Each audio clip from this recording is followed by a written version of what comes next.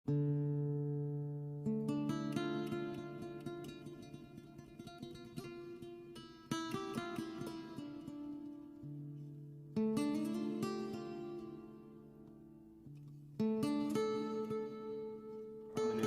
alamin. Alladzi anzala al-Qur'ana bayyinatin minal huda wal furqan. Asyhadu an la ilaha illallah wahdahu la syarika lah. Wa asyhadu anna Muhammadan abduhu wa rasuluhu an-nabiyyu ba'da. Allahumma shalli ala Muhammad wa ala ali Muhammad amma ba'du. Qala Allah Ta'ala fi Qur'an Karim, a'udzu billahi minasy syaithanir rajim. Bismillahirrahmanirrahim.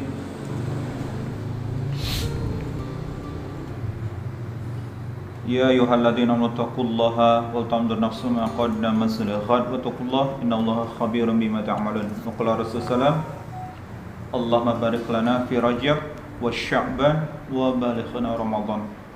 Shadaqallah wa shadaqa Rasul. Yang kami hormati Ustaz Haji Wahidin, yang kami hormati juga teman-teman di Yayasan Sintesa, yang kami hormati Ustadzah Korcam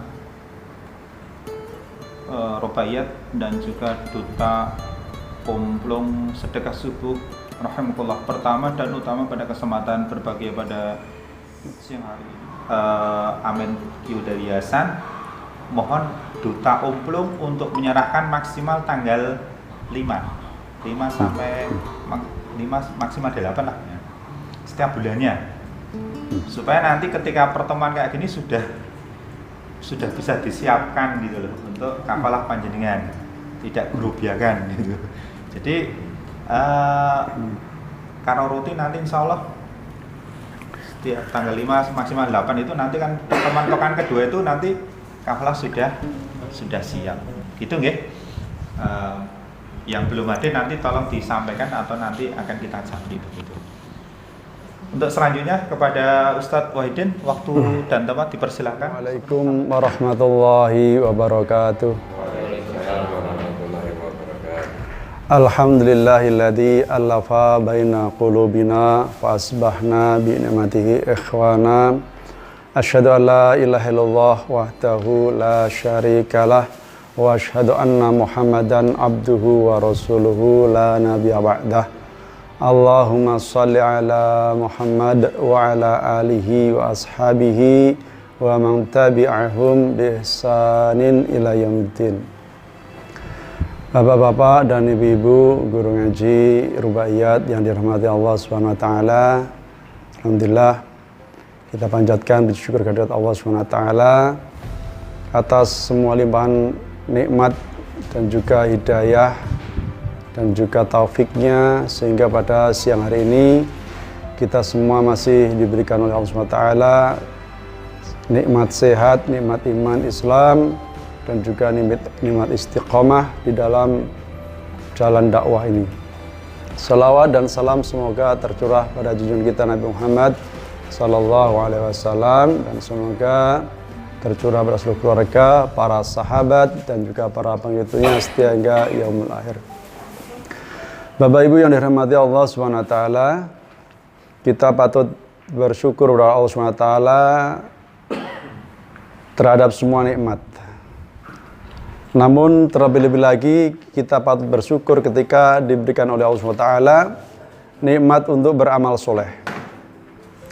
Karena nikmat beramal soleh ini tandanya bahwa kita ini diakui sebagai orang beriman. Karena di mana-mana dalam penyebutan orang-orang beriman itu pasti digandengkan dengan amal soleh. Dalam surat Al-Asr misalnya, wal asr innal insana lafi khusrin illal ladzina amanu wa amilus sholihat. Jadi sudah menjadi ciri khusus, karakter khusus bagi orang-orang beriman itu, mereka adalah yang beramal soleh. Jadi ketika kita bisa beramal soleh, ya, itu tandanya bahwa kita ini oleh Allah SWT masih dianggap sebagai orang beriman. Nah, di antara amal soleh yang patut kita banggakan ketika kita bisa menjadi pewaris kenabian, kita mengemban risalah dakwah, kita menjadi bagian dari kafilah dakwah Rasulullah SAW dengan kemampuan kita masing-masing. Dan alhamdulillah kita selama ini sudah bergabung di Yayasan Sintesa ini, dan ini merupakan suatu kesempatan bagi kita untuk mengabdikan diri sebagai hamalatul Quran, sebagai orang yang ikut bersama-sama mengusung Al-Quran, membawa Al-Quran. Dan bagi kita sendiri ini juga merupakan sarana untuk mengupgrade diri kita. Karena siapapun yang berinteraksi dengan Al-Quran, maka dia akan mendapatkan kemuliaan. Jangankan manusia, benda mati pun akan mendapat kemuliaan ketika berinteraksi dengan Al-Quran. Maka sekali lagi, marilah kita tingkatkan tingkat interaksi kita dengan Al-Quran. Karena cara kita berinteraksi atau ta'amul ma'al Quran, ini ada beberapa tingkatannya. Paling tidak yang pertama mesti kita akan pada tingkatan tilawah atau tingkatan membaca. Dan tilawah itu banyak sekali di dalamnya. Dari mulai belajar membaca, membaca huruf hijaiyah, sebagaimana yang kita jalankan, mengajarkan kepada masyarakat tentang bagaimana membaca Al-Quran. Ini bagian dari membaca, tilawah atau iqra. Ini sudah merupakan andil kita di sana sebagai hamalatul Quran atau pembawa Al-Quran. Nah, kemudian setelah kita bisa meningkat lagi di dalamnya, masih dalam kategori tilawah, belajar tajwidnya atau tahsinul Quran. Ini juga masih dalam ranah tilawah. Kemudian belajar tentang qiraah, qiraah berbagai nada, mungkin nada bayati, ada nada kurdi dan seterusnya. Itu masih dalam ranah tilawah. Namun tidak boleh berhenti di situ. Karena Al-Quran itu sangat agung sekali. Tidak hanya berhenti di situ. Kita tingkatkan lagi interaksi kita dengan memahami Al-Quran. Bagaimana yang termasuk dalam pemahaman Al-Quran ini? Ya mungkin pertama kita bisa bagaimana cara kita mendadaburi Al-Quran itu. Mengambil Al-Quran sebagai pelajaran. Ya. Walaqad yassarna Al-Quran fahal mim muddakir.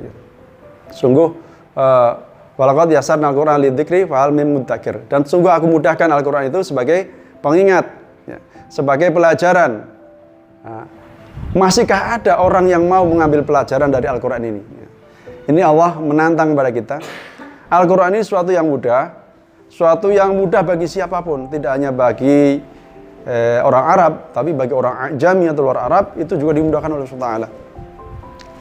Nah, makanya ditantang, apakah masih ada dari golongan kalian, wahai manusia, untuk menjadikan Al-Quran sebagai adzikr,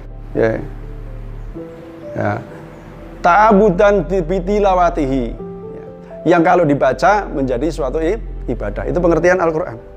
Beda dengan Injil. Injil itu hudalinas di zaman Nabi Isa, tapi dibaca tidak menjadi pahala. Jadi orang tilawah Injil misalkan dulu zaman Nabi Isa, ya, zaman Isa itu silakan sebelum acara dimulai saya silakan tilawatul Injil misalkan. Ada dari kader-kader dakwah zaman Nabi Isa tilawah Injil.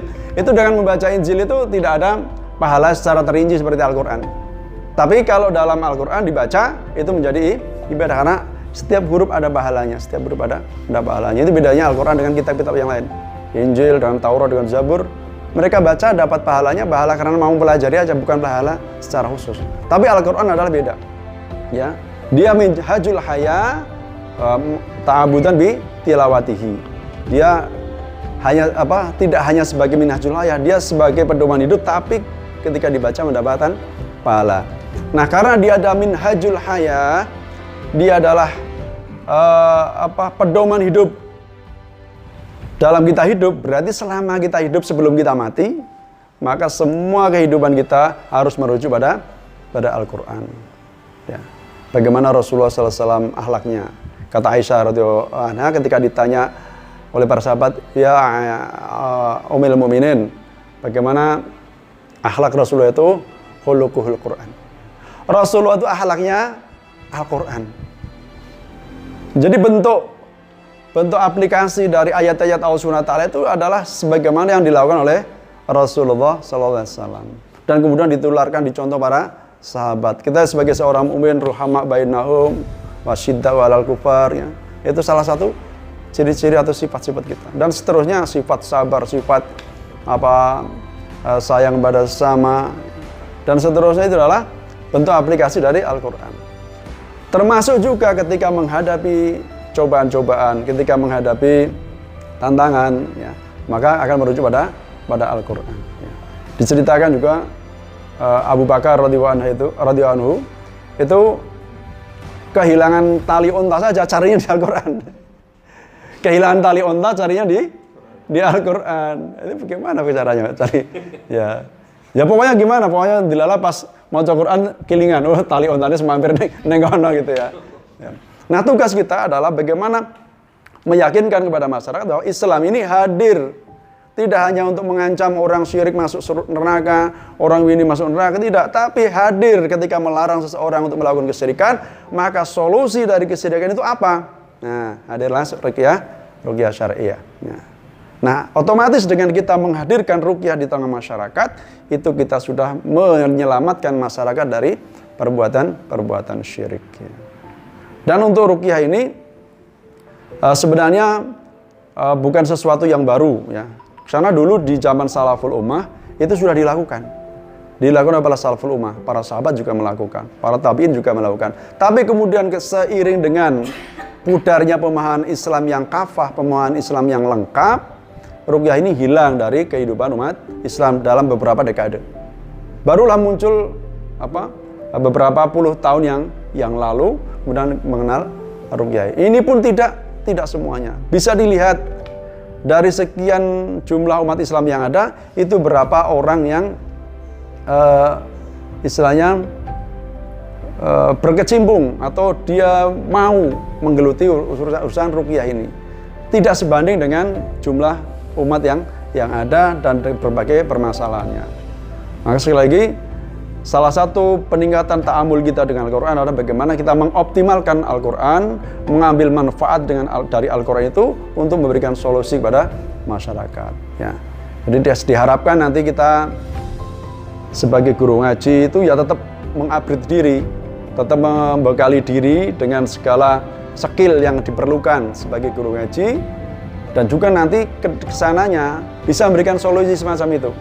Kalau ada binaannya ngeluh begini-begini, berkaitan dengan gangguan jin, berkeluh yang mengarah pada kesyirikan itu kita arahkan. Jangan sampai kemudian itulah jangan ikutlah syirik itu. Lah terus solusinya gimana? Ya saya nggak tahu itu. Nah ini jangan sampai seperti itu. Itu namanya menyusahkan orang. Tapi kalau kita melarang sesuatu yang nggak boleh, ya kita harus solusinya begini. Ya nanti kita harapkan bapak-bapak dan ibu-ibu sekalian itu mau paling tidak pertama mengenal dulu ya. Karena menjadi terapis ruqyah atau menjadi ruqi itu sebenarnya nggak sulit. Semua orang muslim itu bisa menjadi peruqi atau peruqyah. Jadi ruqi itu nggak sulit, nggak harus orang-orang tertentu atau memiliki kesaktian, nggak seperti dukun. Lalu dukun itu memang harus memiliki kesaktian, harus kungkum di kali tempuk. Sekian malam atau 40 malam Jumat Kliwon. Nah, berarti tidak tahu itu kan. Ya, insya Allah hanya itu yang bisa saya sampaikan, kurang lebihnya maaf. Wassalamualaikum warahmatullahi wabarakatuh. Tunjul 5 menit. Oke. Ucapan terima kasih pada Ustaz Suhaidin menyampaikan baru preambuli tadi terkait dengan ruqyah syariah ya. Satu lagi.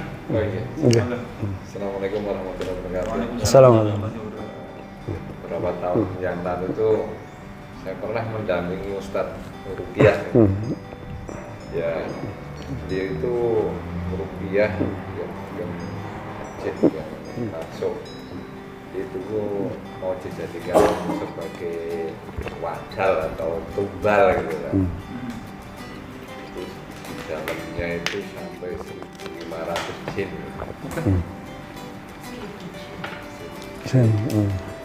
Dan ada jin yang memang sampai nggak boleh bisa-bicara, dipotong lidahnya seperti itu. artinya pasien itu memang bisa diruqyah sembuhkan, cuman kemudian anggota keluarga yang lain yang jadi korban seperti itu kan. Yang pertama. Yang kedua, ketika diruqyah itu ada jin itu malah justru pintar menirukan bacaan ayat-ayat Quran yang dilamarkan peruqyah itu gitu. Nah itu seperti itu bagaimana? Ini ya sebagai pengalaman yang dulu pernah saya ikut seorang peruqyah seperti itu. Banyak biar jawaban untuk bisa lebih mudah menyelesaikan, bisa disarankan. Ya, jadi ruqyah itu harusnya apa?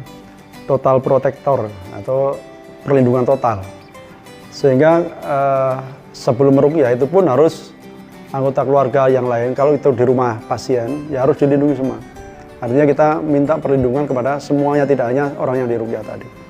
Dan diajarkan kepada mereka untuk membentengi diri sebagaimana Rasulullah anjurkan sebelum tidur baca Al-Ikhlas, Al-Fatihah. Ruqyah syariah sebagai media untuk rekrutmen dakwah. Semoga insya Allah kita bisa mengambil banyak manfaat dan bisa kita aplikasikan dalam kehidupan kita, dan insya Allah semoga pertemuan pada kesempatan siang hari ini memberikan kemanfaatan kepada semuanya dan juga kepada Ustaz Wahidin. Amin ya rabbal alamin.